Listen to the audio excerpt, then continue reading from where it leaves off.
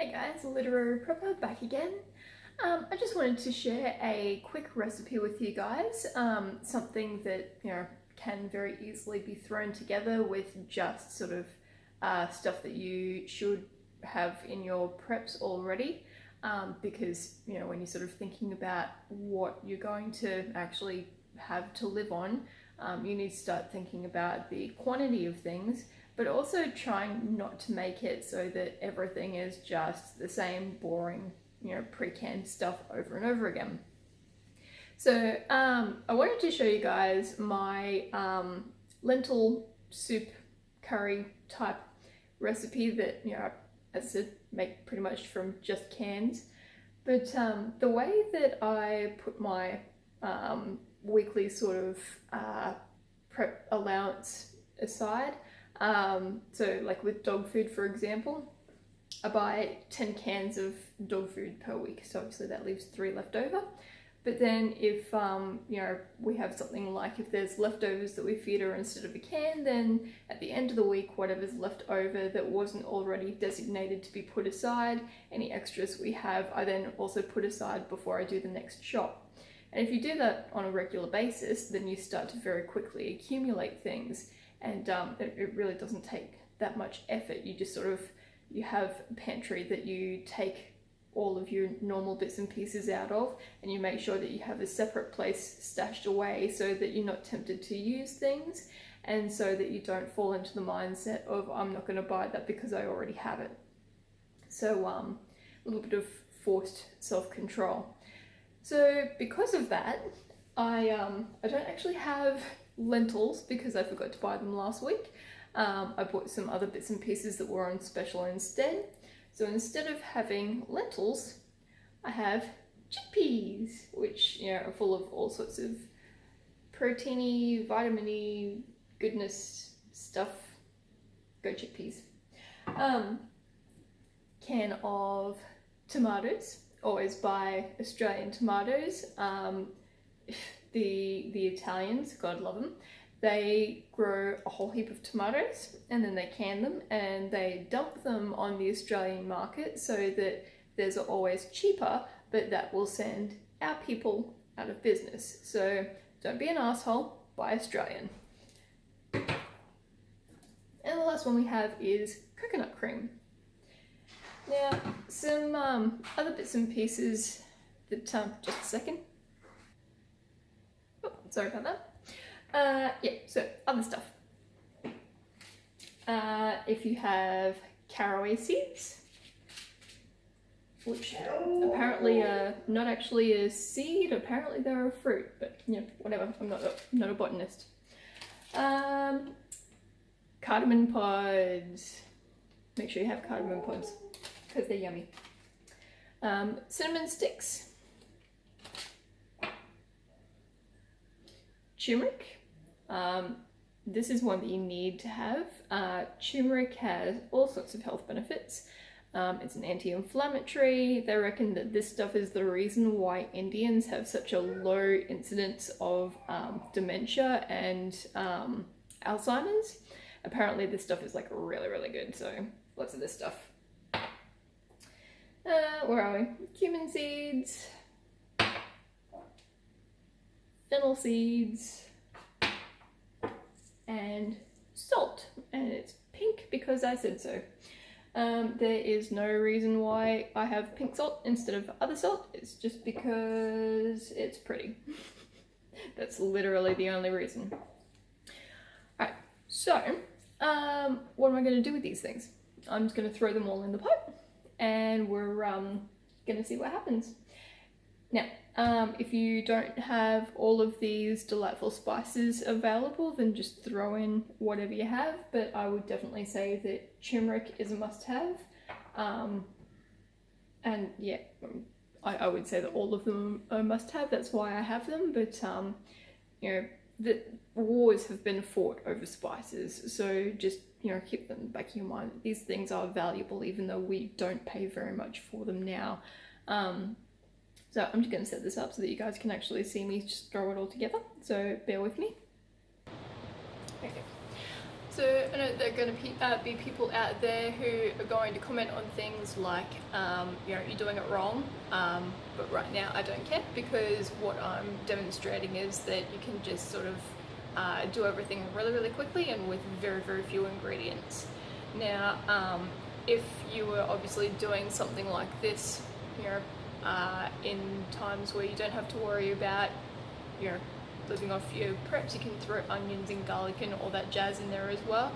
But I don't actually grow those sorts of things at the moment, so therefore I'm not going to use them. Alright, so I'm going to go ahead and start off with tomatoes. These ones have, you know, seem to have taken over all the other sorts of non-pull ring cans. I don't even know if you can buy those anymore. Whatever. I've got a can opener just in case. Now, the other thing is that if you know what, you're not sort of just living off cans and things, then normally you would just get rid of the bean juice, but I'm not going to do that because that means that you've also got to be dipping into water. So I'm just going to use the water from the bean juice, pour a little bit of that into the can, swirl them around a bit, and try to get as much of the tomato off the inside of the can as possible.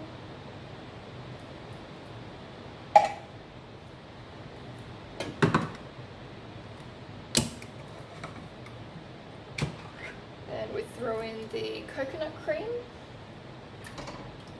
Now when you're looking at foods that you need to sort of, you know, worry about with prepping and all the rest of it, remembering that there's probably a chance that you're going to be using a lot more energy than what you would.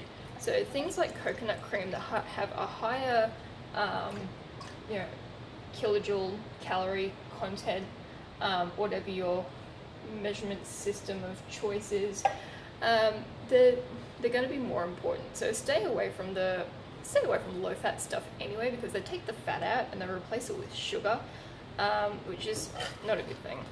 But yeah, you're going to need more fats, you're going to need more energy, so don't use this as a time to try to deliberately lose weight, because that's just stupid. And then we finally put in the rest of our chickpeas.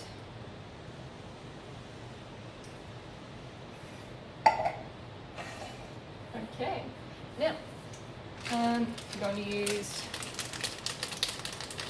one cinnamon stick, and this is how scientific I get. I'm going to use about this many of the caraway seeds, and things like cardamom pods and bay leaves, I always try to use the same number in everything that I make, so that when I start picking them out, I know exactly how many I'm going to be picking out, rather than just sort of fishing around and hoping for the best. So I've got 5 cardamom pods in there. Doesn't matter if you swallow these, they just taste a little bit strong, so some people don't like them. Cumin seeds. Cumin's another one that I really, really like. So again, scientific. Ta-da!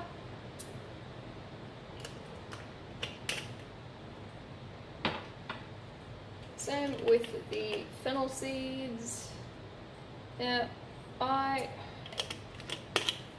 prefer the whole seeds as opposed to the ground ones.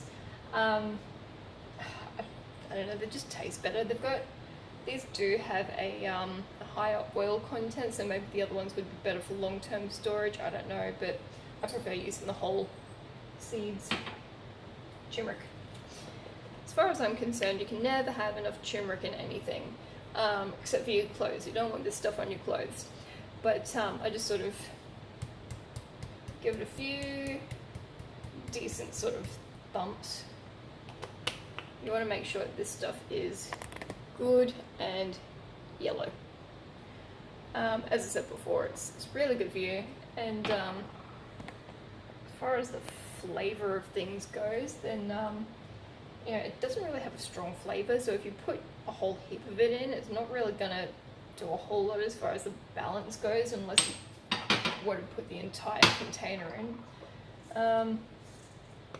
I also don't like to go overboard with the salt, because I feel like we already get too much of that from everything else. And there's a lot of salt in these guys anyway. Right, so let's put that on, give them a good mix, and I'm just gonna walk away from that and we can come back and have a look at it when it's done. Cool. Alright, so that's been allowed to sort of do its thing for a little bit. It's got a really nice yellowy orangey colour to it, probably thanks to the turmeric and tomatoes and stuff, all of the yellowy goodness. So yeah, as I said, chickpeas, coconut cream, canned tomatoes, and some, you know, different sort of spices and whatnot. So I would recommend that everyone get a big spoon.